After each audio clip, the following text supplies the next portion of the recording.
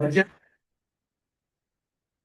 review. Kelly had got a hold of me. I'm not sure if she's gonna make it tonight. But she did ask me to have a discussion about summer meeting schedule. So I'd like to add that up to the agenda on any other business. If everybody's okay with that on the board. Thank you. Any other agenda review issues or items? Randy, everything's good? Yeah. Okay, comments from select board? Any comments from the select board? I see you stewing. Yeah, no, what's that? Okay, citizens, topics not on the agenda. Anybody on the floor? Beth is first. Okay, two questions. My first hat is the Weathersfield Garden Club. And as you know, we help keep the gardens owned by the property around town. And I have to laugh because I see that the rock fennials are gone, but our request was to fix the sign out front. Because we can't help but notice it was in a really deteriorated state. Somebody chopped off the fennial, so that's good, it looks better. But the second request about the sign was to move it perpendicular so that people can actually find the building. I'm not sure how the funding works. I know there's a budget crisis. I'm not sure if the funding comes from Martin Memorial. But as the representative of the Garden Club, we're proud of our town, and I think it would be nice to put something nice out there and find direction. So that's that. My second hat, Weathersfield Conversation Group, which is a nonprofit community group. And one of the things that we've done is, as volunteers, put together an information packet, which is now on the website. Brandon okayed it, and it's on the website. It's 29 pages long. It's meant for new residents and old residents. And the way we want to distribute it is on the website, and also by using QR codes around town. But not everybody has a smartphone, can afford a smartphone or has internet. So we want to have the ability to print out this information packet. And one of the target sites is the transfer station. So I'm not sure if I ask you permission, Ray permission, Brandon permission to put up this information packet at the transfer station. I think there was a request for bulletin board too, wasn't there? Well, yes, yeah, I didn't get into the details. Yeah, we would need some, and I'm not asking for funding, we'll work it out. But we'll just need some way to post this at the transfer station. Thanks. Thank you. Dr. Word. Thank you, Chair. I have some comments I'd like to make regarding the revised draft town plan. I noticed that there was a town hearing posted on the website this morning, or I should say this afternoon. First, I want to acknowledge and respect the significant amount of time and effort invested by the Planning Commission throughout the process. I appreciate that the draft plan has made some updates and corrections that I saw during previous Planning Commission hearings. One major concern is that, as it's noticed today, it says that it is a regulatory document, and that's the first time I've seen that language. Before they had stated that it was not a regulatory document.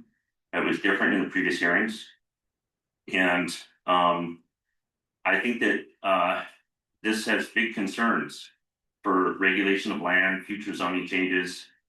And I believe that many provisions within this draft still clearly direct future regulatory expansion, particularly forest blocks, habitat corridors, preservation areas, and future zoning restrictions tied to planning maps. I've also noticed on these maps, there have been suggestions to add property boundaries, but on the current land use map and on the future land use map, there are no property lines, and there's significant changes in these maps and use of lands. So one of my other concerns is not with conservation itself, but it's ensuring that conservation goals remain balanced with the rights of property owners and long-term viability of working lands. One particular concerning provision states development shall be directed outside of forest blocks. That's a new change for this town. Another draft defines preservation lands as quote, for most of these areas, human uses of any kind may be prohibited. This is fairly broad regulatory language. And as we know right now in Vermont, like Act 181, the road rule and Tier 3 have gone from the Senate and the House, and they're waiting at the governor's desk for approval. Portions of this draft reference policy frameworks connected to Act 181. Act 181 is actually referenced in this town plan draft. So because of this, it raises if portions of the plan may become inconsistent very quickly with changing state law. There are also constitutional considerations not be overlooked. When government regulations substantially eliminate the reasonable use, access, enjoyment, or economic value of private land, courts may recognize that as a regulatory taking. In practical terms, land can be regulated out of meaningful use without compensation. That becomes a taking. It creates potential exposure for municipalities if regulations go too far in restricting private property rights. In addition, Weathersfield's, it's not an urban community, it's a rural working land community built on farms, forests, home businesses, and independent property owners. The future of this town should continue to be shaped first and foremost by the people who live here, work here, and steward this land every day. I don't feel that this current town plan is a big enough voice for landowners, property owners, and those who work the lands. So I have some questions here, and I'm almost done. So as the select board gets ready for their review, why have property lines not be clearly delineated? So on these maps, so landowners can reference that. They're not able to. Were impacted residents and property owners adequately notified throughout this process? Why were important chapters from the previous town plan removed? Like one of the most special chapters, before I retired from the military and returned to Vermont, I read the town plan when I got my property. And there's a whole section about the history of Weathersfield that has been removed from the town plan. The town plan starts with land use, about the history of the town, and there's other sections that are completely removed from the plan. And previous language in these meetings said it was a readoption of the plan, and that now no longer says readoption either in the select board's hearing notice. So I think many residents reasonably could be confused with what's going on with this town plan. So if it's and it also has the word shall over 60 times still in there. Shall is universally understood as mandatory and prescriptive. So these are my concerns. My request as a resident and landowner, a property that's had working lands for a long time, is that on the 22nd, I think it would be wise for the planning commission to provide the members of the select board a review of the draft town plan so that you could ascertain if it needs further work or if it's truly ready. And also within this next 2-week time frame, you're probably going to have the governor sign off on that Act 181 partial repeal. And so my request for the consideration of the select board would be consider the 22nd an opportunity to hear the plan from the planning commission, field questions, do a thorough review. Let's not rush to failure with a plan that's going to have issues and conflicts right off the bat. And then at subsequent meeting, you would have time for a more acceptable period of review and input for your hearing. So thank you for your time, Chair. You're welcome. Any other comments? I just had, I guess when I sat down, I thought I would get, Up to the. I thought when I sat down, I would get an answer from the board about the bulletin board at the transfer station, and And you didn't. I didn't. Um, August jumped up and well, went, well, wait. Under comments, I'm not sure that that's the appropriate place to address it. Okay, We can do that under business. How's that? yeah. Okay.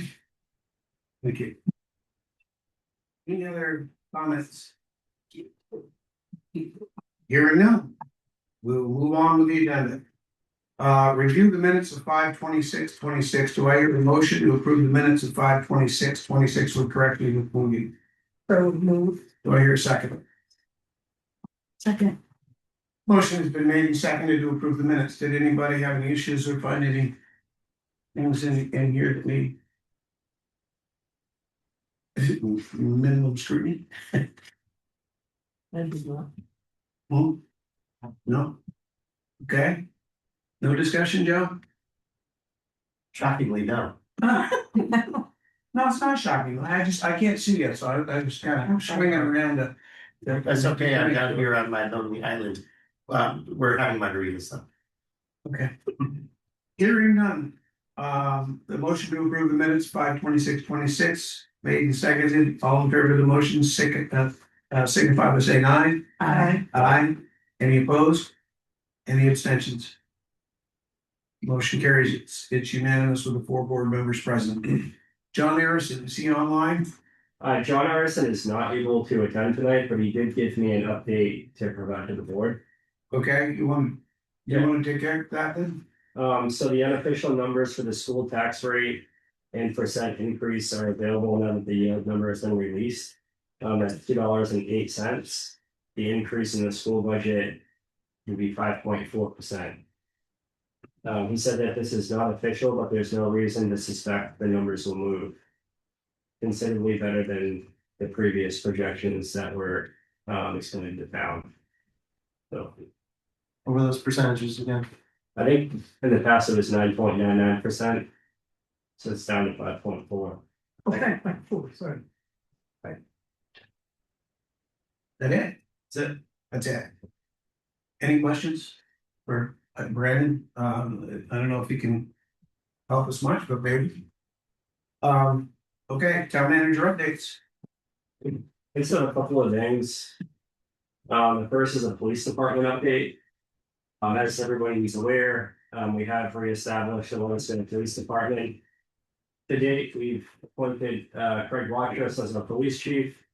We've also appointed 4 part-time officers at this point. And we have police officer Ian Tuttle, Lee Harrington, Josh Esty, and the gentleman that you appointed today, Derek people. Derek Beagle. Each appointee has been administered their oath of office, and has assumed their duties and responsibilities as a police officer for the town. We still have advertisements out there to hire more officers, and we're in the process of doing that.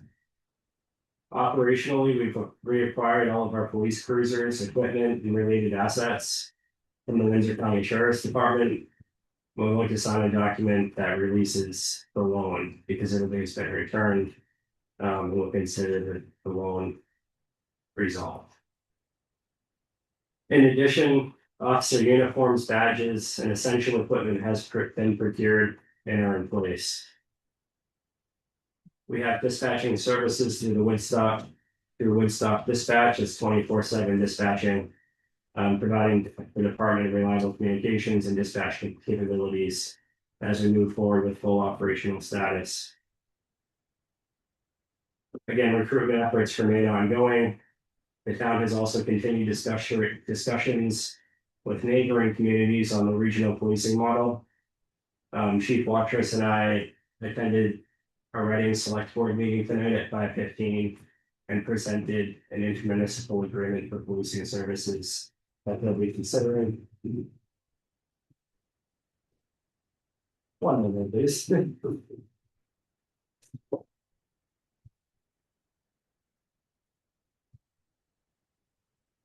Thank you, Lisa.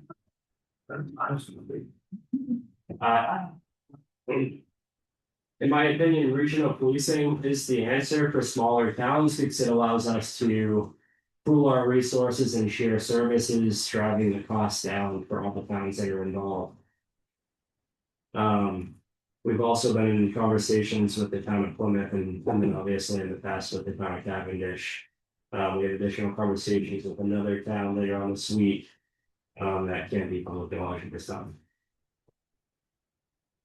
Overall, the police department startup remains on schedule, and we are well positioned to begin providing professional, community-oriented policing to the residents of Weathersfield and our regional partners. 1879 schoolhouse repairs.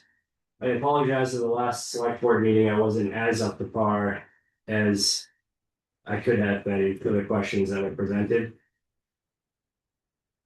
During the time that we had a police department transition and everything that was going on with the budget, I delegated some 1879 schoolhouse repairs to Robert Bates, who's our emergency management director.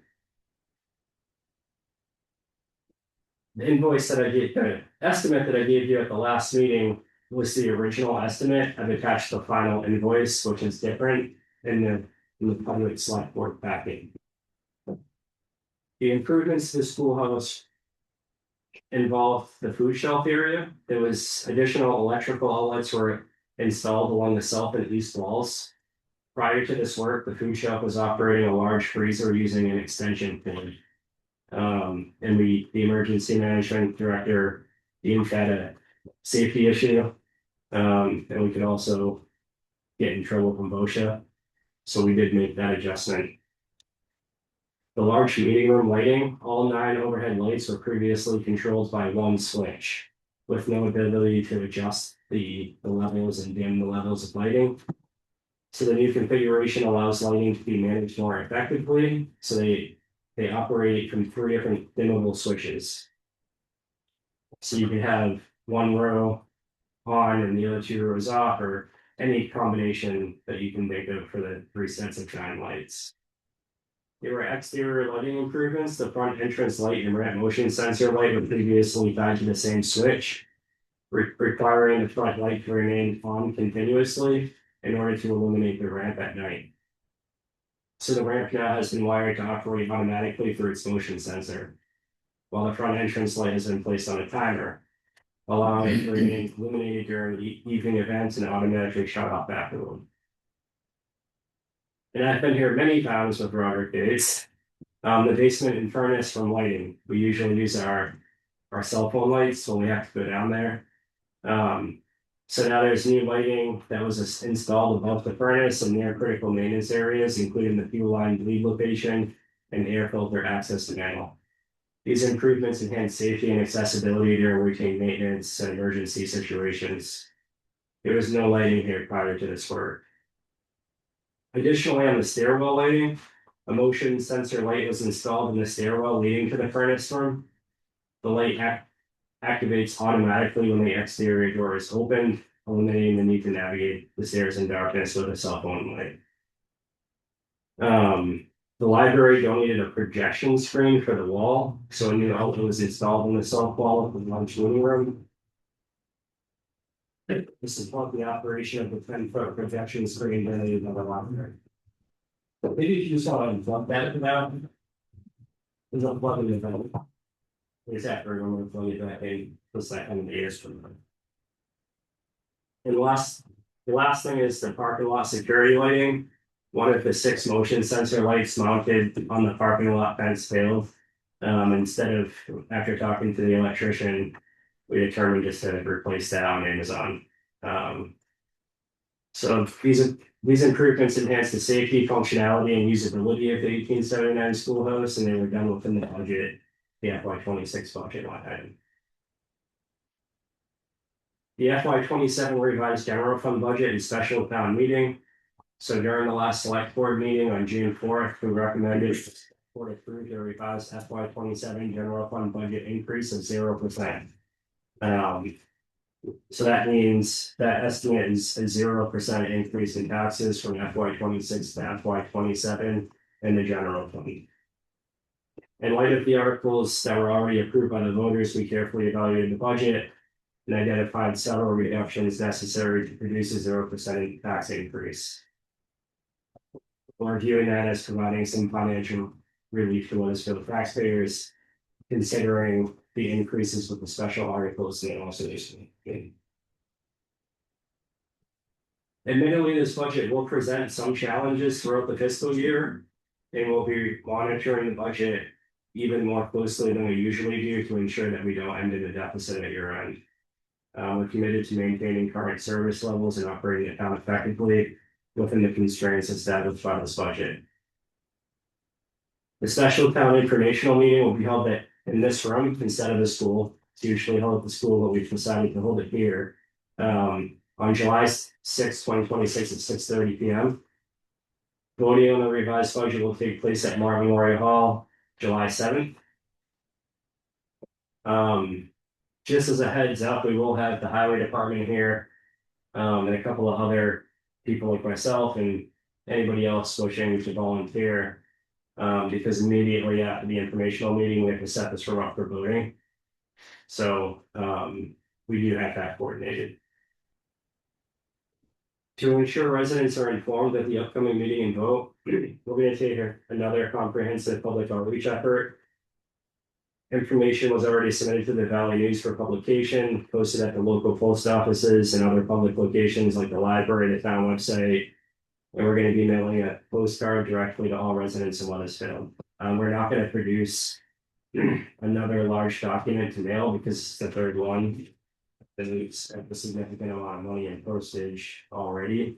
So finally, I just want to thank everybody in Weathersfield who has participated in the budget process. We had a lot of public engagement. The budget committee did a great job going through the budget and having its meetings, and the select board and all the discussions that we had online, I think, produced a budget that I hope that we can all agree on. I know this year was probably the most challenging budget year I've been a part of out of the 8 budget years I've been in Weathersfield. Highway department and roads. So the highway department continues its regular maintenance activities, including grading, ditching, culvert maintenance, and road repairs. We have completed the bidding process for planned paving and chip sealing projects. We've sent the bid awards for the Weathersfield Center Road paving project and chip sealing project. And we're just waiting on a date when that project will start. As everyone knows, we're undertaking a pretty big water project for the Escutney Water District. That project will be starting soon. And again, that's a $2.2 million project replacing over 1,600 feet of main water line. So there'll be a lot of heavy equipment, roads will be dug up, and water will be going on and off. So we'll be releasing more information as information comes in from the contractors. I want to thank all town staff, department heads, elected officials, and volunteers who have dedicated all of their time basically to these last 2 budgets. The police department transition and all of the other ongoing municipal matters that we have. We got hit with a lot of different issues all at the same time between January to date. And it's been a challenge, but things are really starting to smooth out and people are getting their feet back under them. And I just wanted to thank everybody because it has been a huge commitment these past couple of months. July 2023 flood projects. I was notified of some commentary on social media about a sum of $400,000 that Jim Tonkovich stated we would be able to keep as a town. This board is aware of it, but the public may not have been at the meeting where we did the final reconciliation. When we came up with that $400,000 number, a couple of our projects hadn't even gone out to bid yet. So those projects were engineer estimates way back in 2023. When we advertised the projects for bid, some projects came in a little bit lower, some projects came in a little bit higher. So I've attached that reconciliation to this public informational packet online. If you go to attachment C, and I'll also put it up on the screen. I just wanted to go through that one more time so that everybody understands they can follow the money. So originally the total estimated cost of repairs was $1,219,000. Of this amount, the total cost share was 6.65% or $81,000. While the federal state share covered 93.35%, resulting in funding of $1,138,081.28. After all projects were bid out and completed, total expenditures amounted to $956,000, leaving an unexpended balance of $181,828.07.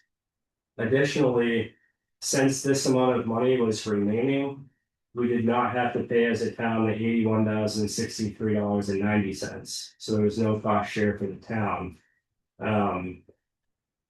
But we did keep the net difference of $181,000.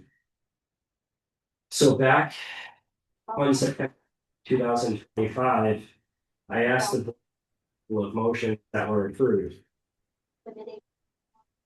The board approved transfer $63,000 equipment act in reserve fund. And another $118,000 in the highway capital maintenance and improvement reserve fund. We also received $30,000 from a local economic recovery grant back in September of 2024. That was funding that we were holding on to in the case that we had a match for our July 2023 flood projects. And we never used it because we still had that federal money remaining. So I also asked back in September of 2025 for the board to transfer $30,000 to the highway capital maintenance and improvements reserve fund. The reconciliation for our projects were as follows. For the Ascutney Basin Road Bridge project in FY24, we expended $86,000 for labor, advertising, easements, engineering, equipment, repairs. We had a temporary bridge in this location because when we had to repair the other bridge, there was no way for cars to travel over the bridge while it was under construction. So we had Daniel's Construction put a temporary bridge in place while the other bridge was being worked on. That was $77,000. The Ascutney Basin Bridge construction part of the project in FY25 was $343,000. The total project cost was $439,000. And if you look up here, the Ascutney Basin Road Bridge project, the engineers originally estimated $76,000. You can see we spent substantially more money. We did bid it out and we accepted the low bidder. So that was the lowest bid for that project. Additionally, we had the Upper Falls Covered Bridge project. We spent $154,000, $3,000 of which in FY24, $2,000 in FY25, and then in FY26 we bid out the construction for $147,000. The Little Ascutney Road Bridge project, we spent a total of $356,000. And then again, the bulk of construction was done in FY26 through the town's bid process of $327,000. And then we had the Perkinsville Dry Hydrant project for $5,800. So we received $1,138,081.28 in federal money. And we came in under that and we spent $956,253.21, leaving the town with an amount of $181,828.07. So that is money that benefited the town. I mean, obviously we got all of our projects completed and we were able to still have some unallocated money.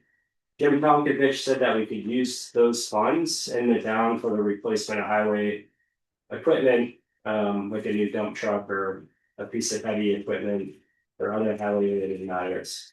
Could you explain who Jim Tomkovich is? Yeah, but I can actually pull up the email here.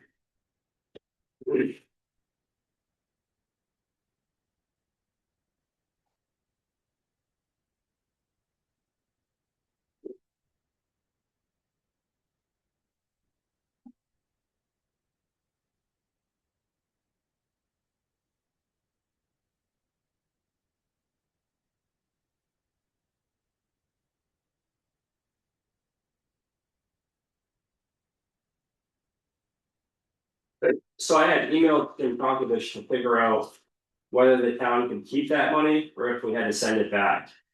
And he said he talked with Jim Tomkovich is the public assistance coordinator with Vermont Emergency Management. What happened was FEMA distributed all of the federal funds to the state of Vermont when they were closing out the July 2023 floods and they had to move to another location. And the state of Vermont managed those funds. So it was actually the Fed sent it to the state of Vermont and the state of Vermont sent us the funds electronically. He said, as to the $400,000 difference, that is yours to keep, to spend on town projects such as mitigation work, improvements that are needed around the town, a piece of equipment, etc. keep very good records of where that money is spent. Again, possible audit of territory. So that was back on 9/9 of 2025. Again, prior to the completion of the Escutney Basin Road Bridge project. And then bids came back and they were significantly higher than the engineer's estimate. So we only ended up with $181,000 net difference. Any questions on any of that? It was a lot of information all at once. Lisa? So Mike, my question is 181,000 difference, what was the 181,000 spent for? Or is that in the reserve account, or did that help? Have not larger increase in the highway budget, or what's up with that money? So that money, as just explained, I asked the board to transfer it to the Highway Equipment Acquisition Reserve Fund. 63,000 went to that reserve fund, 118,000 went to the Highway Capital Maintenance and Improvements Reserve Fund. I must have missed that first statement. My other comments on that is the meeting, the voting, meetings, nobody attends the meeting on July 6th, but the voting, hopefully a lot of people will attend. When can we request absentee ballots? Because that's 3 days after a holiday, and I'm thinking there's probably gonna be a lot of people out of town, so. Yes, that's a really good question. I don't have the answer right now, but I will get you the answer tomorrow. I've never had to vote absentee before, but I assume you go through the town clerk's office, but I think there's probably can't do it today, they don't probably even have them, so. We sent it to Doolittle's to print today, so we should have it soon. Okay. I think we'll post that on our website and also on Facebook. Yeah, that's pretty important for people to know. And then my third comment on your report was the police department.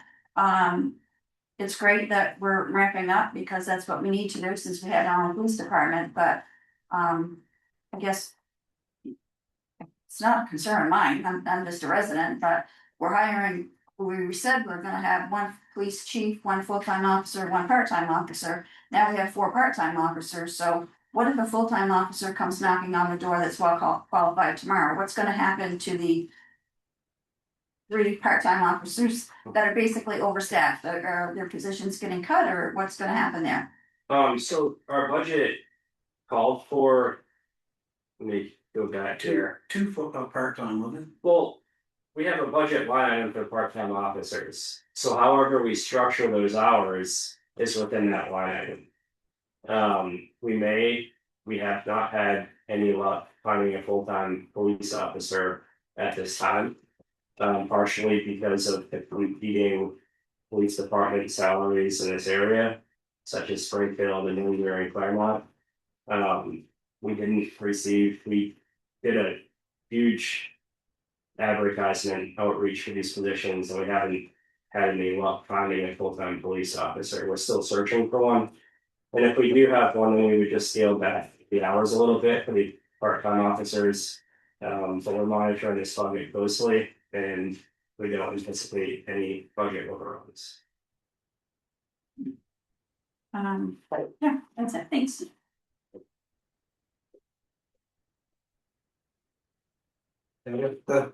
Your That's it. update? Unless anyone else has any other That's questions. what I was gonna ask, if anybody has any questions for the town manager on this update? Nobody? Okay. Thank you, Brandon. Town website update. Can you put the website? on? Yeah. I have it on the screen here. Might wanna share it. Zoom. Uh, All along. Okay, give me 1 second.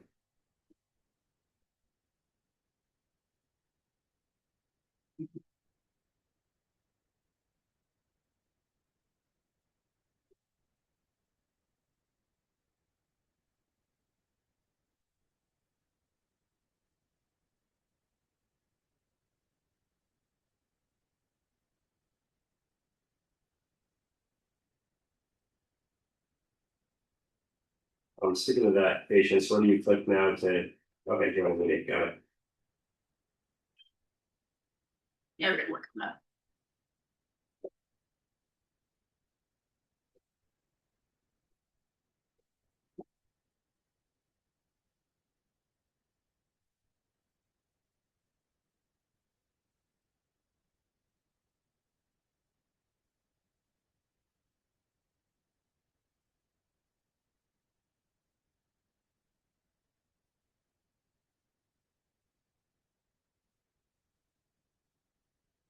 Recording in progress.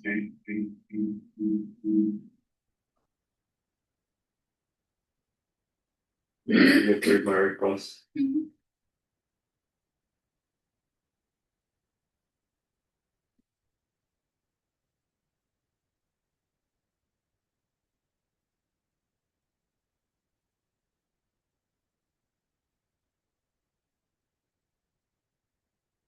Hi. Jordan Spalding, can you hear me?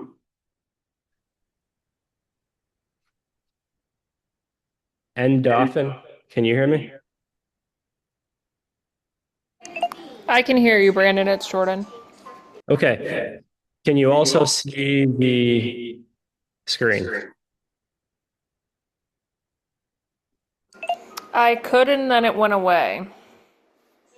Okay, 1 second, I'm gonna reshare. All right, can you see it now? It's on. All right. I'm gonna ask you to move around. Yes, I can. Okay. Sorry. Not the greatest public speaker. I apologize. I'm Patience First. I'm the resource coordinator, which essentially means I do a lot with the website. We went through a data migration for our website. Think of the website as a bulletin board, the bulletin with a bunch of files and sticky notes on it. Our bulletin board expired or no longer became useful, and so Civic Plus transferred us to a new bulletin board, and that is what this is. So this is the homepage. We are going to have to work on how we join a meeting, especially since we've upgraded our Zoom to have more than one meeting going at a time. You have a bunch of these graphic links on the bottom, middle of the page here. Your join a meeting button will be down here. And you have graphic links to the transfer station, Proctor Library, applications and permits, make payment. This is the big one, agendas and minutes. Right now, I'm working on simplifying this. Agendas and minutes is where you will find all of the agendas and minutes that have been posted. So you can scroll to your various boards that you want.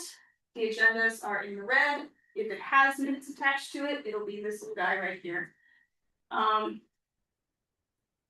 So basically the project for the new website to have gone live on June 1st was to just get the data that had been vomited over to the new site to look okay to function, but we are still building out the new site. Yeah, you scroll up, you'll have your alerts up here, but the tabs are relatively the same. I'm fairly happy with the government's tab and the businesses tab. I'm still working on the about residents, and I want to. I'm open to suggestions with that. The more feedback I get, the better it will be for me to know how people can find things. Basically, this site a little prettier than the old one. The front side mostly works the same way as the old one, I think. The back side is much easier for us to do what we need to do, which that just makes a world of difference when updating the site. Your alerts are right here, your town calendar. Yeah, I don't really know what else to update on. Any questions? And just because I haven't looked at it yet, is there a search button?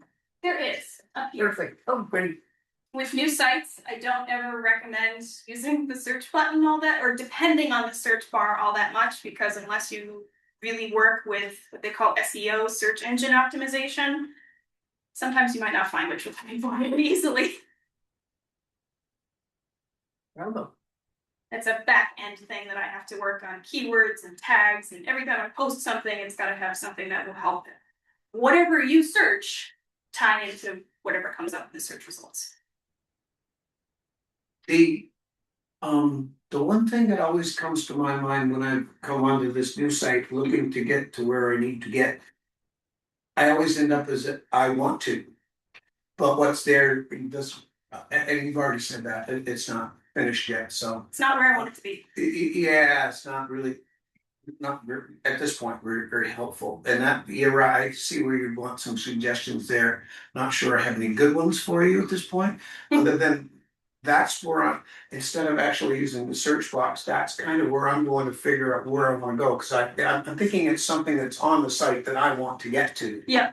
And I don't know if there's a way to make that work easier or not, I'm sure you'll figure it out. One of the, as I said, with one of the wonderful things that I love about this site is the back end is much, much better than the old site used to be. The old site, you could only associate a posting with one group. So if I wanted to post something to the budget committee and the select board and the town clerk, I'd have to post it in 3 individual places. Yeah. And then if it changed, I would need to remember all those different places that I posted that to. Sure. This one is much, much easier. I can just link in such a way to even create a page that links to that same spot. So the change is global when you make it in one place. That's much, much better. That was a big issue on the old site. When Brandy first asked me to come back and take on this project, a big portion of it was getting ready for a data migration. A big portion of it is cleaning up what you do have so that what gets transferred over is as accurate as it possibly could be.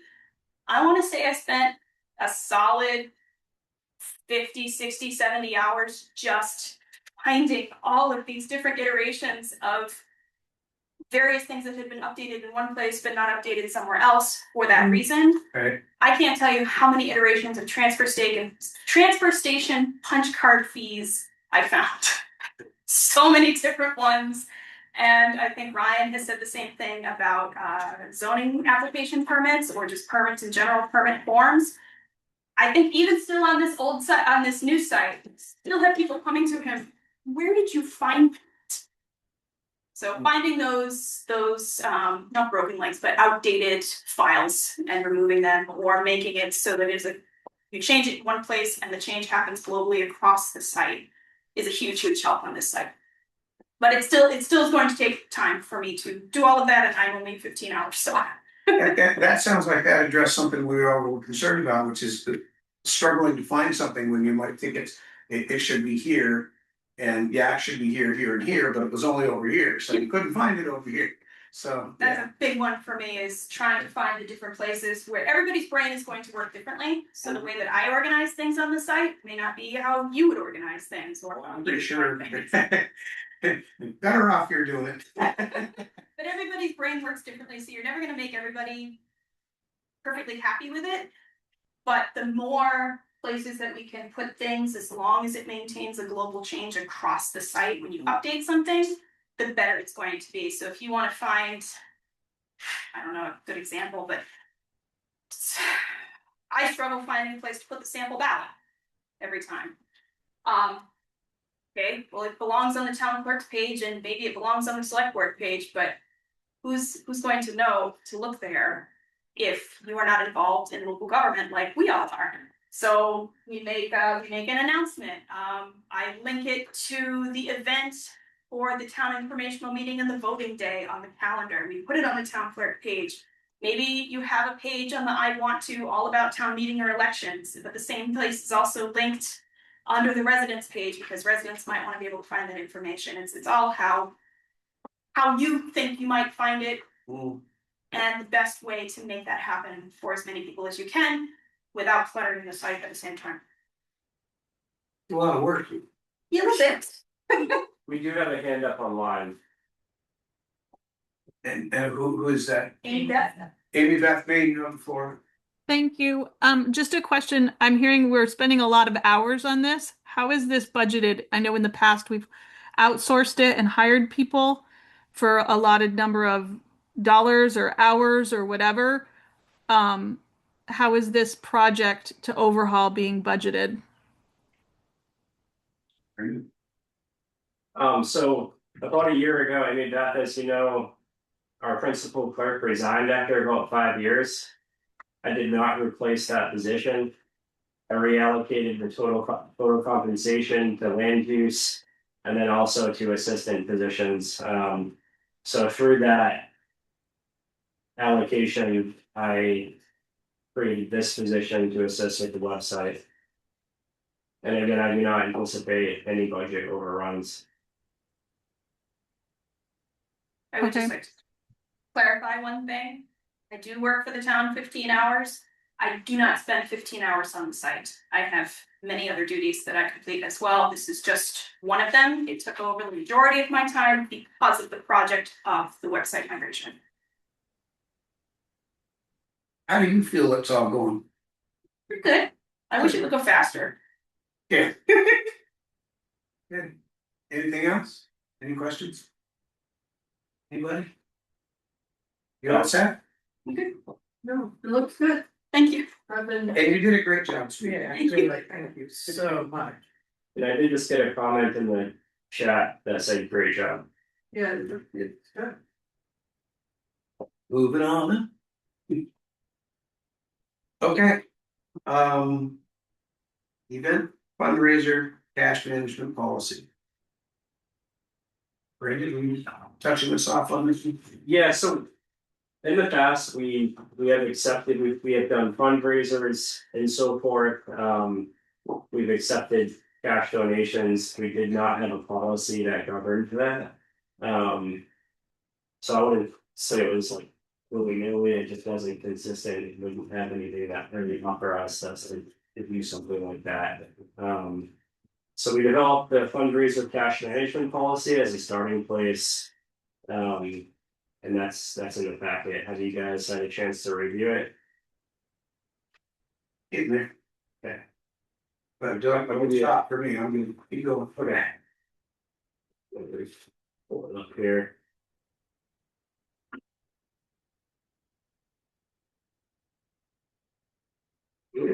So the purpose is to establish a formal policy for the collection of annual funds outside of the town office, ensuring transparency, accountability, and the proper management of town funds during town-sponsored events while meeting audit requirements. The scope of this policy applies to all town-sponsored events where money is collected outside of the town office. So in the past,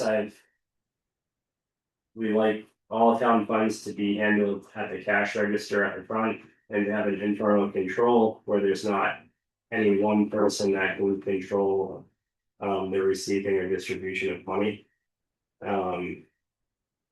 Those internal controls are also required for our auditors. And that's something that we didn't have in place for town events. Authorized individuals, only town employees, elected or appointed officials, or members of town committees, boards, or commissions through this policy would be able to collect and handle money on behalf of the town.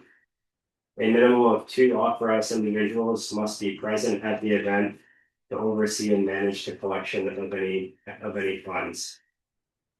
All procedures must be followed as stated in the event fundraiser cash management procedures. This includes but is not limited to proper advance notice, myself, appointment records of the authorized individuals, and accurate collection effort records, reconciliation, and the deposit to the town office at a town meeting. Authorized individuals who collect and handle money at town events are responsible for safeguarding these funds until they are officially received and deposited with the town office, and then a receipt has been given. So what that would look like is a reconciliation of the funds would be signed off on and then reconciled again at the front register before the deposit occurs. And we believe that this policy would be sufficient to cover the town to receive funding from events. Does this need to go through 3 readings? Yes, and this wouldn't be considered a first reading. This is the initial discussion. Yeah. So, yeah. Any questions from the board for, yeah. I'm embarrassed to ask this question, but I'm gonna ask it anyway. I know we've talked about this once before. When we talked about it, were we talking about the policy or were we talking about the procedure? We're talking about the policy. Okay, so it seems to be different than, it's a bit different from this one. The other one was very long. It was a starting point. We were trying to be comprehensive. And I delegated this policy to patients, and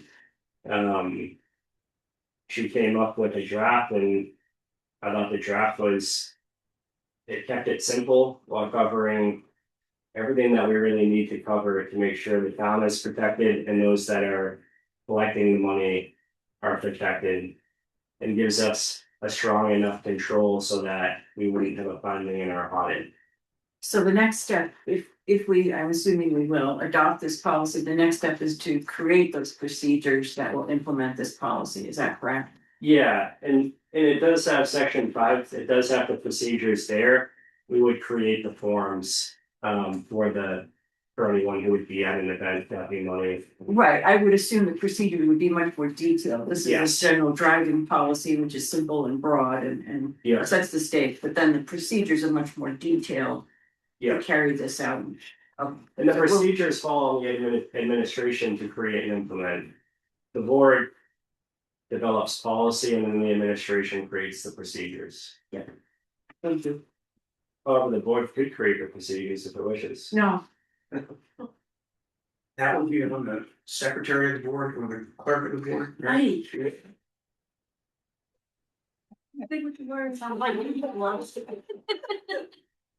Just question, I'm just asking. Just- So, how does the board feel about what's in front of them right now? You ready to move this to a first reading? I am, I think it's excellent thing. Don't be biased. Do I hear a motion? I like it. I move that we move this to the next stage, which is first period. Okay, Policy. I'm gonna give you words for a motion. How's That would that? be good. Do I hear a motion to move the town of Weathersfield event and fundraiser cash management policy to the first reading? So moved. Second. Thank you. Motion's been made and seconded. Any discussion? Any comments from anybody in the public at this time? Hearing none, all in favor of the motion to move the town of Weathersfield event fundraiser cash management policy to the first reading, signify by saying aye. Aye. Aye. Any opposed? Any abstentions?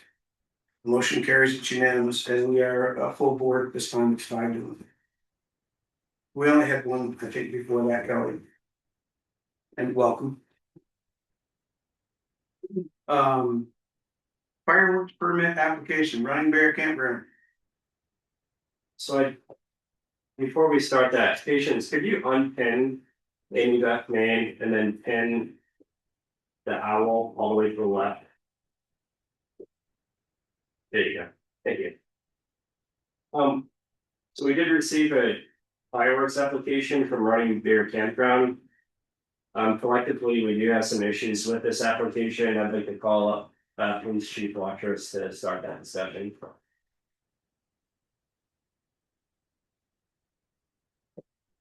And then I'd like Chief Compo, the fire chief, to follow up. So I think my concerns were a couple of them were clerical, but if you look. Company discharging the display.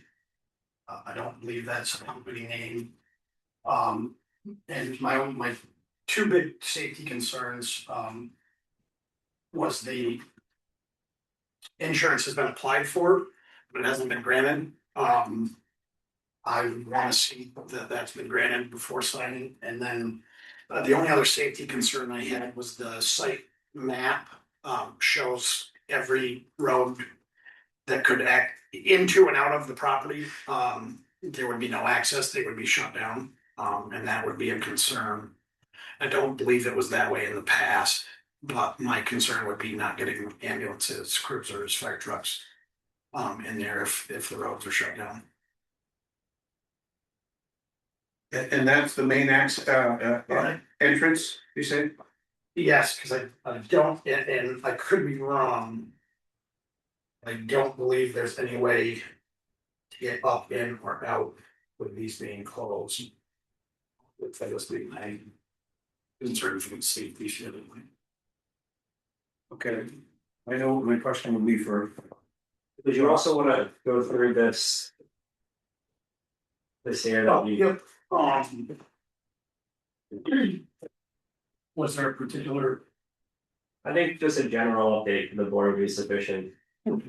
So, in the state of Vermont, there's a couple requirements. As far as issuing a permit under. Title 20 Vermont statutes annotated section 3132. if you look to see. Subsection C. Any display for which a permit is issued should be handled by a competent operator to be approved by the chiefs of police. And fire departments of the municipality, and also displays to be held. And shall be of the character and so located, discharged, or fired. As in the opinion of the chief of the fire department or in a municipality with no fire department, the select board after proper inspection shall not be hazardous to property. Or endanger any persons. And applications for permits shall be made to the chief of the fire department. The chief of the fire department or municipalities and no fire department, select board at least 15 days in advance of the date of the display. After the permit has been granted, sales, possession, use, and distribution of fireworks with display shall be lawful for that purpose only. And then permit granted under that should be transferred. Okay. That's it? Are you? Josh? So I think. The statute regarding 15 days, we've met the 15-day mark for application, it's to be applied for and not approved within 15 days. But I think we have time to work through this. I don't think a decision necessarily needs to be made tonight unless the board so decides. I wanted to get this in front of you because I had questions about the insurance and what the expectations of insurance are. That being said, if we have some clarity on that, we've not had a chance to meet with Mr. Gerard in person and do a site visit, which I think is necessary if we're looking to change the location. My concerns on the location do echo Chief Watrous as far as access and whatnot. I would prefer that the location be as it was for the last number of years, which is, I believe, in a few behind Running Bear or to the southwest of the campground. So, but if we can work through those challenges, I think we can have a. Thank you. Questions for you? Not at this time. I think Ross is up next. And I would ask Ross to maybe be addressing some of those questions. I got like 3 that they had. As far as the roads being shut off, it would be during the fireworks per show only, and it would only be shut off by people standing there to hold them off. If we have an emergency, we would stop the show and traffic would resume. No, we're not barricading anything off. Okay, that's one, and then the insurance. I'm working on it at this time, so Did we manage to get a hold of them? I got a hold of them, I'm still working on it, so. Okay. Would it be possible to make a permit conditional on the insurance? If the insurance doesn't come through, the policy is invalid. The permit you made would be invalid. The permit would be, yes, what did I say? The policy would be. Oh, yeah, the permit, yeah. In other words, it's contingent on the insurance being, the insurance isn't there, there's no permit. Yeah, Yes, I think the chief said they hadn't done a site visit yet. well, we haven't got to that yet. Oh, I thought they were ready to conditionally approve this. No, it's asking a question. Okay, And that is that would that be acceptable to them in the permit if it said, okay, this permit is conditional on the proper insurance and adequate insurance being in place? That's all, but that's just, yeah, if that's okay. If you guys okay with that, we don't have to we don't have to do this tonight, and I don't think we probably should do it tonight because they haven't done a site visit yet. And they need to work that in, so I think there's time still to get there and make that happen, and I think you do wanna look into that insurance issue. Yeah, we're working on it. And site visit.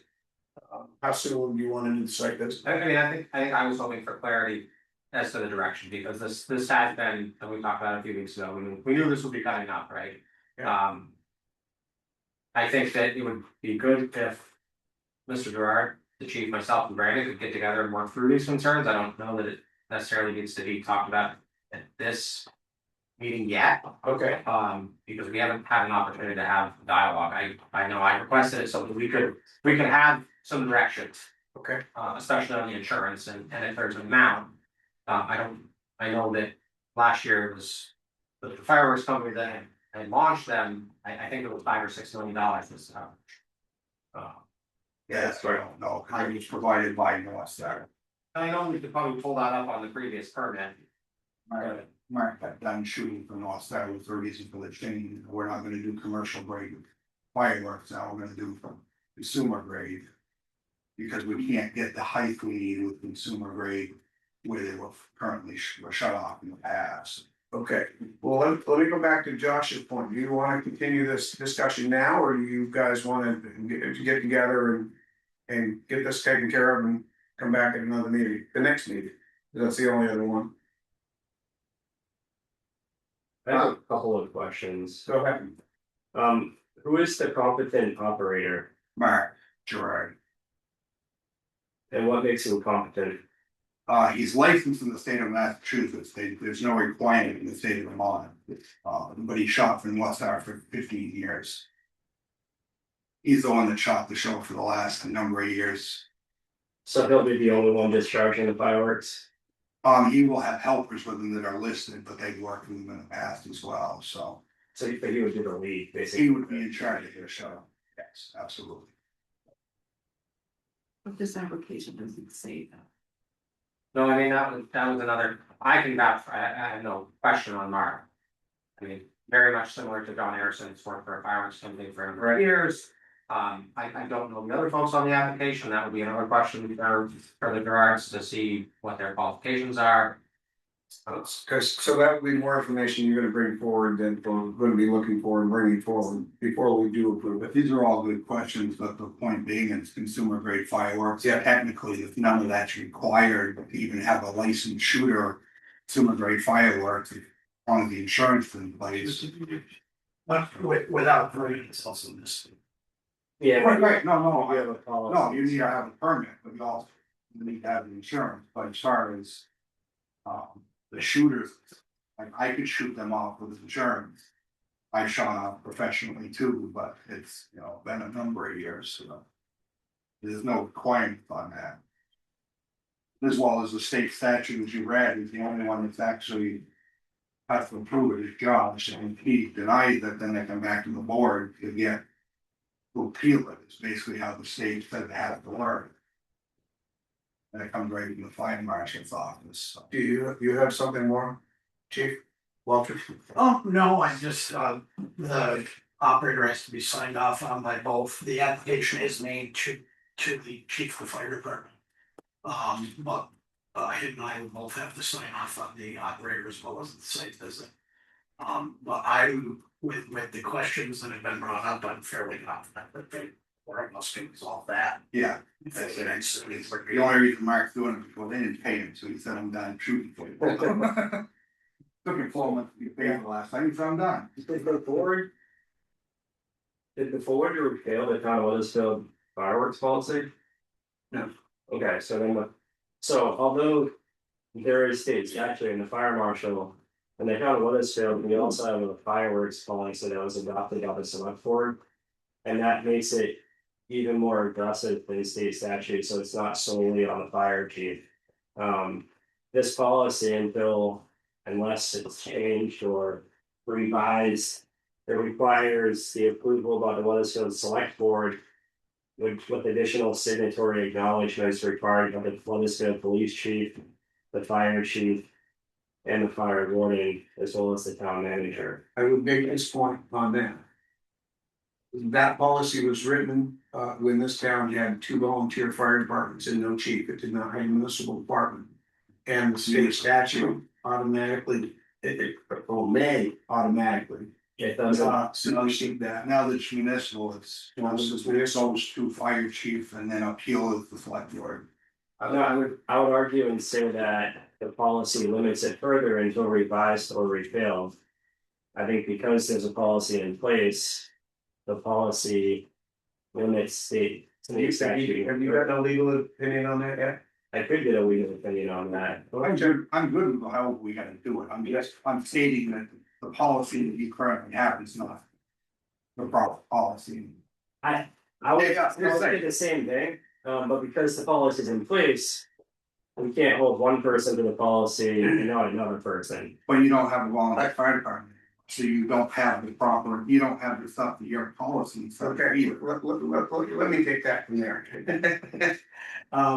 Yeah, let's get an opinion on that and let's, and also in that opinion, I'll do it, I don't have a problem doing it, I'll be on city or the forest or whoever wants to. I have a question. According to this. Information was given to us last year when we were discussing the policy, the fireworks policy. And the case of Green Mountain Fireworks LLC versus the town of Colchester 2020. The conclusion is that it is illegal regardless of any local authorization to sell, possess, or use consumer fireworks. So how could we grant a permit for consumer fireworks display when consumer fireworks are illegal in the state of Vermont? And that's the issue that. It's illegal unless you've got a pack, hold Sorry. on, Brandon, you first. That's the issue that we were running into last year, and concerns were raised about our fireworks policy in general. And I think the board ultimately came up with the fact that if it's a public display, then it could be granted. Chief Walters. My understanding from reading the case law on that is that that is for private. Usage. With Colchester versus radio and fireworks. That doesn't govern public displays, and only governs. Private use, possession, sale was the big one that case resolved around. Which the state also failed to define. They failed to define, and they also failed to make any kind of definition of what display was. Right. My biggest concern about fireworks in general is when the select board grants a permit. Now we have some liability exposure. So insurance, in my opinion, to protect the town is an absolute requirement. As well as a competent operator. And I understand that the policy does say the Scotty Fire Chief and the Weathersfield Fire Chief. I think that's easily resolved by us just saying we have one municipal fire chief, but that could sign as the fire chief of the town, but then we also have a fire warden, we also have a town manager, the police chief. And all those signatures and a select board, and all those signatures are currently required under the policy that this board adopted. And That's revised, repealed. And that's gonna be one of my questions to the attorneys when I talk to them about all this, is where are we at with that existing policy? Considering with the change to municipal department, state law, the references between the two. What do we do? So I'll find that out from the attorney. Yeah, now that you're municipal, it's unclear as mud. John? Then we just repeal the policy. Well, that's what I don't know. We might be able to, but I don't know if we can do it. Certainly can't do it with it not being on the agenda. Correct, Mr. Murray? Well, if I made a motion and a second, then we'd be open to discussion to it, wouldn't we? Well, I'll wait till any other business. I guess my position is to ask, but what I'm saying is, I'm gonna talk to an attorney. We may not need to do anything based on the change to the municipal department, and may just wiped it out, and we may need to. And I'll get some clarity on the timeline that takes, what that looks like. To remove that policy, could we just put it on the agenda and boom, the next meeting, make it go away? I don't know, maybe. My thought of just addressing it now would be to save a little bit in legal fees. And I'm calling BCLCT, there's. Oh, I thought they'd go to the attorney. No. I'm just saying, BCLCT. And rather than making a rash change like that, I think it's really important to protect the whole town from liability. And insurance should continue to be a requirement, and a competent operator should also be. Well, and I think we can do that in a policy. Because then, to your point, we will rack up legal fees if we get sued. However, we have to be careful. Right now, I'm gonna come to Josh, Compo here, just one second, Chief Compo. Is we don't have time before the 4th of July to do 3 readings. right, Okay, that's not gonna happen. And first off, 3 readings is not required by law, that's just something the board. Would that be another one of our policies? it's like we had. You don't have a policy that requires. Board's always done that for transparency, and I think transparency is important, and 3 readings typically is necessary, so caution the board. And straying away from that. Okay. All right, so as we stand right now, the 4 of you are gonna get together and try to work this out. I'm gonna get hold of an attorney at VLCT and ask some questions there, and I'll provide you with those answers. And we'll see you all at the next meeting on this, yes? Yeah, we have some questions. That one came up first and then Josh. I'm sorry, your name? Yep. I'm sorry, Rodney.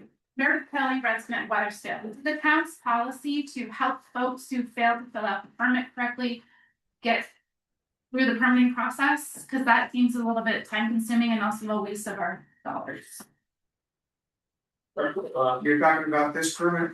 Usually you just file a permit, and if it fails to meet the requirements, it's not granted, and they're sent back to the drawing board to figure it out. It seems like you're having a lot of help here in this situation. So it might be something you consider as a select board, that it might be opening you up to some liability as well if you're participating in the permit application process. Initially, when I put the permit in, I was told it would be the 22nd before, or anyway, I just found out that it was gonna be tonight. So, early on, I figured I had everything in place for the 22nd. Okay. I think the fire chief stated that he thought that these people were gonna get together and work on this before this anyway, and I think that comes under what he just said. They were working on it. You're opening a wide door, so if I come in with my name on an application, are you gonna sit down and help me fill it out? Well, Or if your band was playing at my event? yeah. Actually, from the planning commission, from my seat over there, that's what we, and Brian, the land use administrator. That's his job, is to help people navigate that permit process. So I don't think that's a. Huh? I hope to see that for everybody. I look forward to reading that. I think that's a great point. We are supposed to be in a position of serving the residents. We're all residents, and that's what we're here for. I look forward to it. I get the feeling that that's coming from a place where you've been left out or something. No, Okay, good. not yet. Oh, I'm sorry, John, I recognized Josh Doplin before. Used to be Chief Doplin. Just have Josh Altman, just have a question regarding the process, map site. Obviously there is a change of location. So I guess I'm looking for clarification, regarding years when it very first started. There was issues with doing consumer grade fireworks regarding the trailer park. And then that's why this whole policy initially started. So with the change of location of this site here, where I believe the site that took place, and Ross can correct me, I believe it was around the basketball court, I believe. So I guess my question would be is moving this location just not that far off from that original site years ago, is there still going to be an issue regarding the trailer park? So I would hate to see us go back down that road. That'd be my only concern. You got that, right, Chief? Well, I mean, I think fireworks should be involved too in that meeting. Yeah. Okay. You guys. Policy requires his signature. And my only other comment, if I may go backwards. Yeah, Because I would recommend you refrain from adhering to the policy. Because that would leave us with no path forward to have fireworks this summer. That's right. No policy. And I think the town's open to liability whether the policy. Because I'm an employee of the town, and so she cooperates, if the board is not involved, the town is still open to the same liabilities if the board is involved. And it's trying to believe the town. Okay. Still like having your involvement. Right. Good point. And anything else on this tonight? I guess you have your hand up, but we'll step up. Patrick Kelly, Weathersfield resident. When Mr. Boubat asked if it could be repealed tonight, policy. You deferred, I should say, to August Murray. On the decision whether you could or couldn't. Why did you do that? Well, let me get back to where I was asking basically confirming a parliamentarian.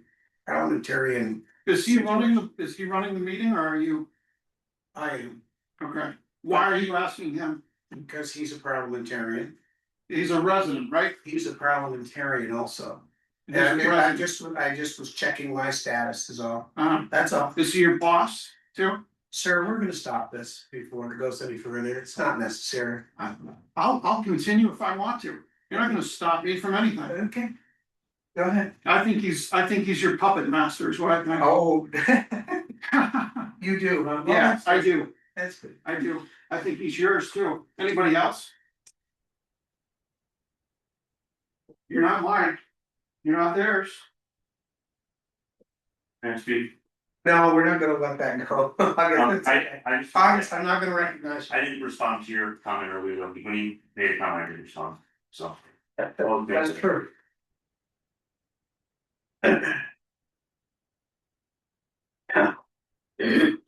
People have to, yeah. Every other meeting. Well, you're not gonna stop me, is that what you said? We can talk after this too. No, I think we're good. Okay, are we all set with the permit arrangements for now at this point in time? Yes, ma'am? So I'm Dr. Linwood, I'm also a Weathersfield resident, and I'd like to question the policy about who is defining here, who is a competent operator? Because if that is left up to Chief Watrous and Chief Combo, then I think that needs to be defined in the policy, because there was discussion about this previously. Also, I heard that the operator of this, it's not going to be someone who is licensed in Vermont, it's not somebody who works for a professional company, and quite honestly, is there some sort of reciprocity for a Massachusetts license to now come into Vermont and they're considered competent? Who is defining this? Is this something that the board has decided and defined? Is this something they define? What is the? I 100% agree with her. Saying The state operator is not licensed. There is no license in the state of Vermont. Yes. According to the LCT, there is no definition of competent operator, and we are not enabled under state law to create our own. We'd love to have a definition of public display and competent operator. They do not exist in state statute, and we cannot create one of our own. That's directly from the Municipal Assistance Center attorney, Eric Baxter at the Vermont League of Cities and Towns. So then I need somebody on this board to explain to me how this is different than a permit that was submitted from my husband and I. How is this different? Because it seems like now all of a sudden it's okay that you don't have a commercial person running the operation and that they've submitted a permit and they don't have insurance yet. So like now you're reneging on all the things that you did, and it does open you up to a lawsuit. We haven't made a decision. There has been no decision made. I understand that. I'm just letting you know that this whole like repealing the policy all of a sudden. And I also want to remind you that you are stewards of us as the people of Weathersfield. And if you do have a conflict of interest, you should recuse yourself. Anything else on this for this evening from anybody? Okay. Keep us posted.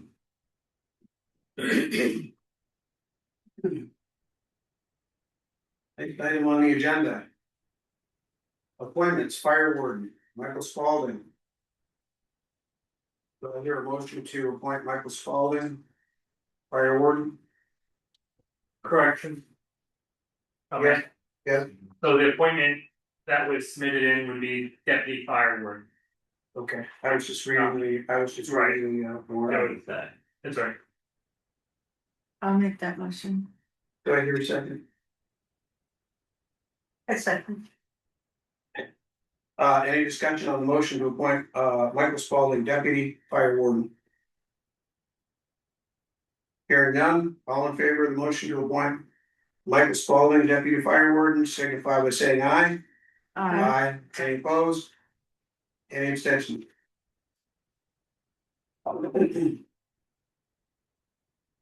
Future agenda items. Anything that obviously we'll have I think we'll have the fireworks. Is this where we would bring up the RFP for the sign improvements in front of the town office and Yeah. possibly a bulletin board at the transfer station? Yes, well, are we gonna talk about those things or now, or if we're gonna talk about them now, it'll be under any other business? We could certainly talk about them if you want more detail, but I just wanted to make sure that we take action on either of those two. And The bulletin board is something that Ray and I can approve ourselves. The sign change may cross the threshold of our bid process, and we may need to use a reserve account to pay for that. I don't see it going that far, but I think we need to at least get an estimate on how much it would cost to. it was my understanding that the trustees, Martin Memorial trustees had asked for this a while ago. Yeah. We're just trying to shove that peanut down the field a little more. Oh, It okay, was to reorient the position of the sign and then to make some improvements in it. Is that right? Yes. okay, so, It was gonna call. but there was a question for funding. Gotcha. And I not sure. don't know, I I don't don't know, know the answer to that. right, and so I don't know that we can make a decision on it tonight. No, and I think that the first step was to do an RFP to see what it would cost, Okay, what some estimates might be before we started. so do you wanna have that discussion under any other business tonight, or do you wanna put it on the next meeting? I defer to Ms. Hunton and see if she wants more Yeah. information. Yeah, we can talk, you can talk about it. What do you need to do, just approve seeking out a RFP? Is it? We don't need approvals, but You don't need. I don't think it would start in an RFP. I think we would reach out to 3 vendors for an estimate to see what the cost would be, and if it crosses the bid threshold to advertise an RFP, then we would do that. But in any case, in order to do that project, Martin Memorial Hall Board of Trustees would have to make a recommendation to extend fund after we get an estimate funds from the reserve account. Then the select board has to approve the expenditure of those funds from the reserve account. Okay. It's a little bit of a process. depending on the amount of money. Yes, that's great, where I was just getting ready to go, this is spilled into a discussion. I miss. It's either. Are we doing a new sign for something? No, Out no. front of the town. Okay. Let's enter into some discussion under any other business, Okay. okay, those 2 topics tonight. And then we can decide whether, there will probably be some future agenda items on them. List of future agenda items, I didn't see it in the. We do, and we did not enter it into this select board packet. It will be back in there in the next select board packet. Is it past 52 yet? No, if I haven't seen the warning for the town plan, in discussion, I thought that was coming up on the 22nd, which is our next meeting. It came through in a special email. Okay, Yeah, it's currently warned in the newspaper and also on the website. all right, so that'll be happening at the next meeting, and just so everybody knows, I will try to probably make that as short a meeting as possible, other than that, town plan. Just so everybody knows. We're gonna have fireworks discussion, and I mean, there's a couple things that will have to come forward, but as little as possible will probably be warrants. But yeah, And Kelly also requested to discuss a summer meeting schedule. Isn't that right? well, that's under any other business as well. We're still under future agenda items. I see. So are we done with future agenda items for now? Any other business? Let me just ask you. Couldn't just let it go, could you? Well, I didn't know whether it goes under future agenda or other business. And that is, it keeps showing up periodically about political signs, yard signs, that kind of stuff. We're entering another election season. I just happened to notice that they're already the first set of signs is out. Is that something we still need to discuss? Is that, just sort of where is that at? That has something to do with the website, right? That was just some language that's gonna get posted on the website. Well, the board had to approve the language to be placed on the website, and then we pushed it off back in February, when everything was going on. And it's one of those, it's been on as a future agenda item for quite some time. We were at the time looking at the Brattle Girls, Brattleboro Vermont's, page for political signs. And then I tailored it for Weathersfield and we. Made the discussions. If there's already state guidelines for something, why do we need a policy echoing every single state guideline? It wasn't a policy, it was for public awareness on the website, basically explaining how. Okay, we're not gonna get into another discussion on their future agenda. Right. I thought we had moved on. No, Oh, no, we could drag us back into it. I wanted to clarify, not that you say, sorry, we just passed, we're not talking about that. That's all. Yes. I didn't mean that it should be discussed this evening. It is still on the future agenda item list. Okay, any other business? I have something. Yeah, summer schedule, Well, no, you already have that. okay, Just, John Harrison wasn't able to make it for the school update because of the graduation at school today. he gave it to Brandon, he already did it, The 5.4. yeah, Okay. He didn't say he did, he just wanted me to say it. yeah, Brandon covered it, Okay, that's good. thank you, That's all I had. perfect. So summer schedule, you asked for that, I'll let you take that. Run with it. I was wondering if, as long as, I know we'll probably have to extend it, but I was hoping we could do one a month for, July and August. I know last year we took it too far into the. Yeah. Cause we were doing the budget before we knew it and it would. I don't know if it'll work or if we're gonna have to plan a couple of. It seems like every time I turn around, we're here for a meeting for something. Well, and that was gonna be my thought is that, If the budget passes, we've had to keep coming up with special meetings for one reason or another, and that's just the way it is, you gotta. you gotta do what you gotta do, yeah. Gotta deal with it. So, I would be fine with one meeting a month. I don't think that was a problem last year. Just for those 2 months is all I'm looking for. Which, I don't care what day it is. and how are you gonna make that work with the warrants, Brandon? I would recommend, so unfortunately in July. It won't be possible. No, you gotta set the tax rate. So we'll have a special meeting to set the tax rate on Thursday, July 9th, in any case, whether the budget passes or fails. And then I would recommend July 27th for a regular meeting. We do have an informational meeting on Monday, July 6th down here for town meeting. So we'll have a meeting on July 6th, July 9th to set the tax rate. And then we can start that one meeting a month. But I do believe we should have a meeting on Monday, July 27th, and then the next meeting on Monday, August 24th. I think that would be sufficient to cover the town's needs for those 2 months. And I'm sorry, I missed the date. I'm gonna give them to you here. in just a Okay. minute. Okay. So you're certain all these dates are exactly what need to be? Yes, Time, what is the time on the town meeting? 6:30 p.m. And here, right, yes, Yes, and July 9th, 27th and 24th are all 6:30 here. right. Okay. Do I hear a motion to set the July and August meeting schedule for July the 6th, July the 9th, July the 27th, and August 24th? 6:30 Merck Memorial Hall. Do I hear that motion? I will. Motion's been made. Anybody second that? I'll second it. Motion's been made and seconded. We went for one in Kelly, we ended up with 4. Well, I already knew we already had the ones for July. keep it up, it's gonna go to 8.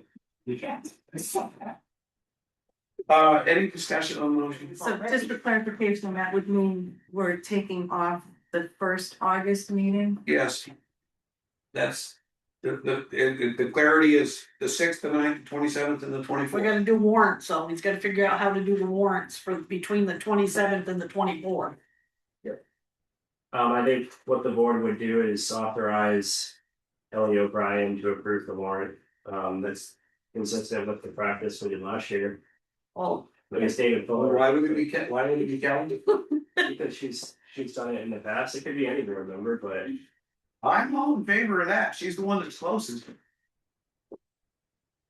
What happens when you ask for day off? Are you okay with that, Tom? Yeah, I'm fine with that. Okay, motion to include authorizing Kelly O'Brien, select board member, to sign the warrants. Is this a second motion we haven't voted on first? This would be an amendment you're gonna vote on. It We add this. would be an amendment to the motion, and you have to vote on the amendment first. So the amendment would be to add Kelly O'Brien to the motion. To authorize her to sign the warrants of the week of August. What's the date on that? that warrant would be August 24th, 17th, 10th. Yeah, August 10th. Warrants of August 10th. Also the warrant, No, we'll be around to do that. Right? We can do it on the, not for July 13th. we can't do it on the 9th. I don't think that this accounting sufficient. Okay, so add July 9th to the July, what'd you say, 13th? July the 13th to the amendment. So Kelly O'Brien on July 13th and August 10th to sign the warrants. That is an amendment to a motion. You're voting only on the amendment. Does everybody understand?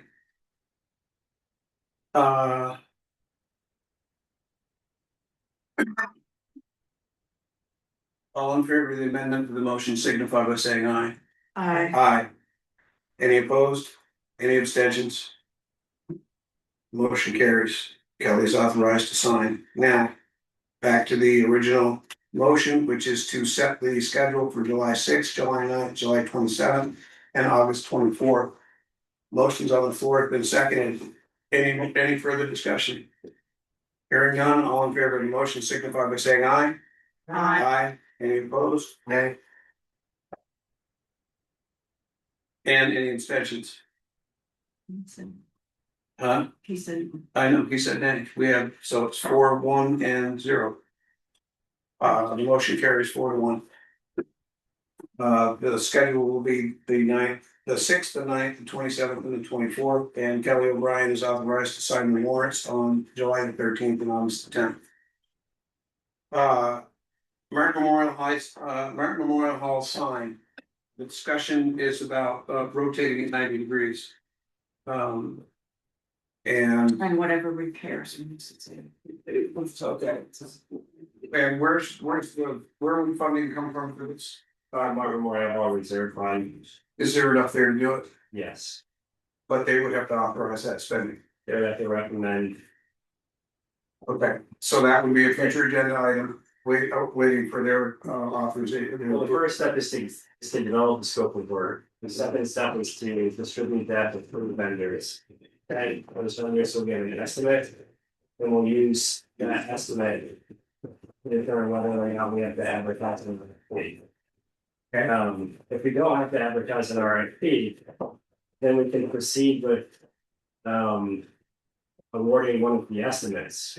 But the select board would still have to prove it from the reserve fund. Okay, so.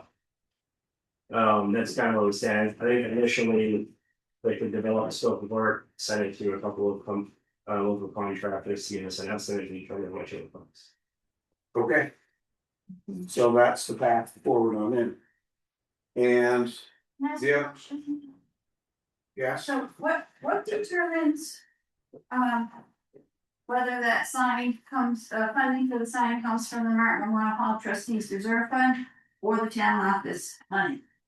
And I asked that question because I'm just curious what determines why funding comes from that for that, but other funding happens. It could come from, I think it could come from either. I'd have to look at the authorizing articles real quick. Just give me a second here. you're talking about the original 2 articles that we always had for Martin Memorial Hall. One was for like maintenance and one was for like capital improvements or something, I think. Right, and then other improvements to the building have happened that haven't come from either one of those 2 funds and haven't gone to the trustees. So I guess my question is, what determines who pays for what? Well, I think at this point, due to budget constraints, we're not gonna have the funding in the budget to do a project like that. So we would need to lean on reserve funds to do an unbudgeted project. Whether the budget was approved or not, we have those reserve funds to do projects like that, like the project we did downstairs. And any larger capital projects outside of the town budget. The town budget is really an operating budget. Then you have reserve funds. The Martin Memorial Hall Capital Maintenance and Improvements Fund was authorized on March 5th of 2007. And it approved the voters of the town of Weathersfield approved to establish a Martin Memorial Hall Capital Maintenance and Improvements Reserve Fund to be used to keep the building and its contents in good repair and condition as required by the terms of the Clarence H. and Cecilia P. Martin's bequest to the town of Weathersfield, allowing the select board to expend funds from the fund for that purpose upon the recommendation of the trustees of Martin Memorial Hall. And then you have the Martin Memorial Hall Reserve Fund, which was moved to that fund. A town office capital improvements fund, which is broad, and says, shall the voters of the town of Weathersfield establish a town office capital improvements reserve fund to be used for capital improvements to the town offices. So I think either fund could be used for this project. Any other questions? Is there a concern from where these funds are coming from or what they're being used for? Is it, do you think it's inappropriate? The Martin Memorial Hall trustees here tonight to speak on it. Well, we're not gonna move on it. It's not an agenda item. We're not moving on it tonight. That's fine, that's, as I was saying, there aren't any trustees here to speak on it, and it wasn't on an agenda, I was just curious. Who determines and what determines what funds are used for what? Because building funds have not gone through the trustees for years past. And now here is an improvement that automatically, it was said, that's where funds would come from, so that was my question. How would you like us to handle it, Lisa? I'd like to put it on the agenda. That's what we're gonna do. Sounds like you're discussing it. We're discussing it, but we're not making a decision. Fine. Thank you. And now, transfer fund? The transfer station, what was the change on that? That's just a bulletin and some advertising, I think we can take care of that with Ray and I. Okay. I don't think it's big, yeah. I don't think it's a big deal. If you want to reach out directly to Ray, and he can help you coordinate that. I will, thank you very much. Thank you, everybody. You're welcome. Warrants. Mr. Chair, I have some other business to discuss. I will not see your hand up, Ben. I'm hiding it, sorry. I'll get a buzzer. I was debating how to bring this up, but something happened Thursday night at our last meeting that deeply concerns me, and I feel like we need to address it. After meeting closed, board members engaged in an open meeting violation on having discussions having to do with committees, and I would like to remind everybody that when we're out of meeting and all of us are here, that can put us in violation, and that happened Thursday night. So I'd like to remind everybody, if we have something to say while we're all here, it needs to be said in the public.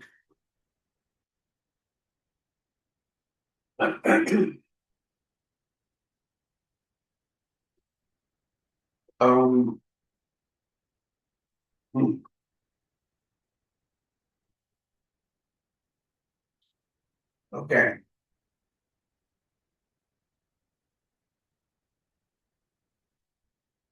Motion to approve warrants.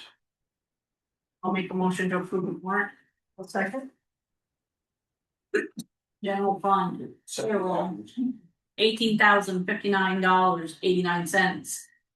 General fund operating expenses, $129,899.79. Highway fund payroll, $9,932.50, 7 cents. Highway fund operating expenses, $22,122.61. Solid waste management payroll, $2,453.47. Operating expenses, $825.64. Library payroll, $2,616.48. Operating expenses, $300.30. June reappraisal, $7,250. Grand totals. Payroll, $33,062.41. Grand total operating expenses, $160,398.34. Wait a second. So moved. Was that Rika? Me. Motion's been made and seconded. Any discussion on the warrants? Hearing none, all in favor of the warrants? Dated June 8th, 2026, signify by saying aye. Aye. Any opposed? Any abstentions? Motion carries, it's unanimous. Motion to go into executive session 313-81A, town manager contract. I'm going to add internal discussions and conduct of the board to that while we're there. Just so the public knows. Do I hear that motion? So moved. Do I hear a second? I'll second. Motion's been made and seconded, go into executive session. All in favor, signify by saying aye. Aye. We're in executive session. Upstairs, hold on.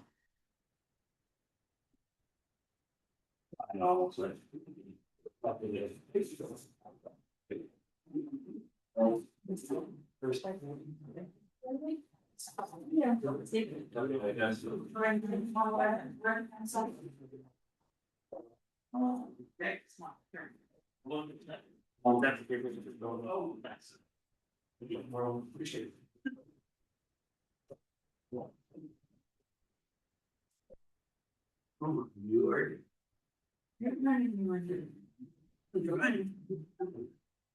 $50 or 50 cents of it, whatever it is.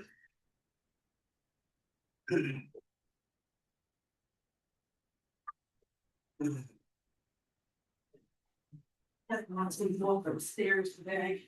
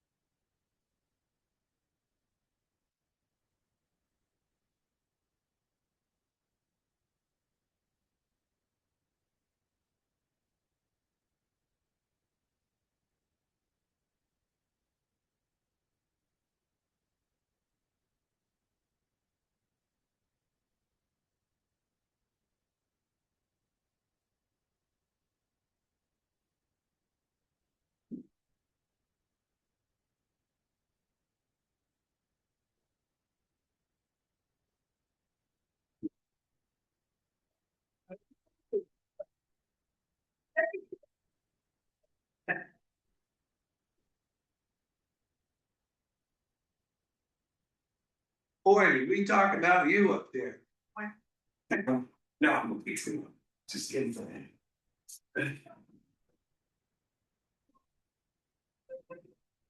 Well, I don't know what happened to my other 2/3.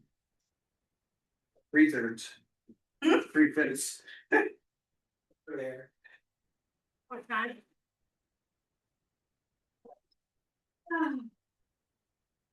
See, before, I'm gonna do first out of the executive session now. Great. 8:30. And the board is, with, right. And talk about items on it. Yeah, that's the permit we got with last year, we said no to. We are back in session. And.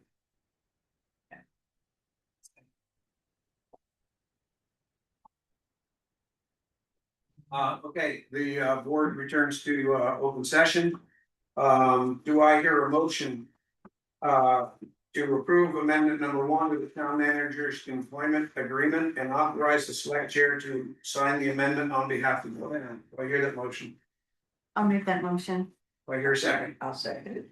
Motion has been made and seconded to approve amendment number 1.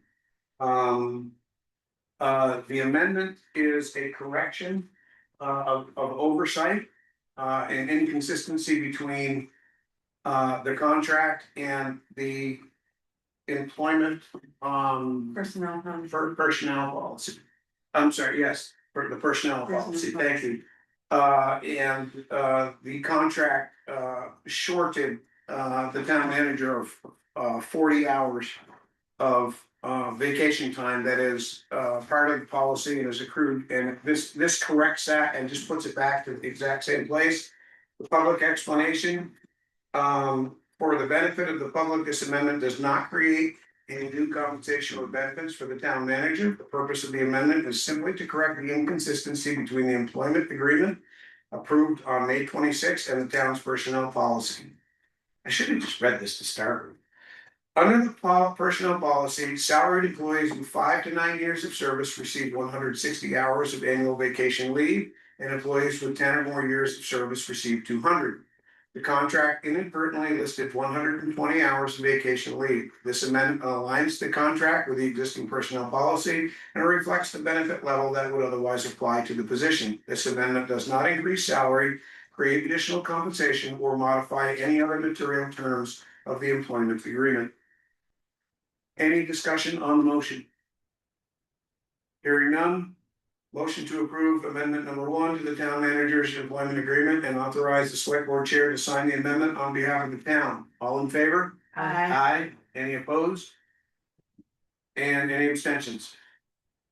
If the motion carries, it is unanimous. Motion to adjourn. Do I hear a second? Second. Motion's been made and seconded. All in favor of the motion? Signify by saying aye. Aye. Any opposed? Any abstentions? We are adjourned. And let's extend the meeting. Yeah.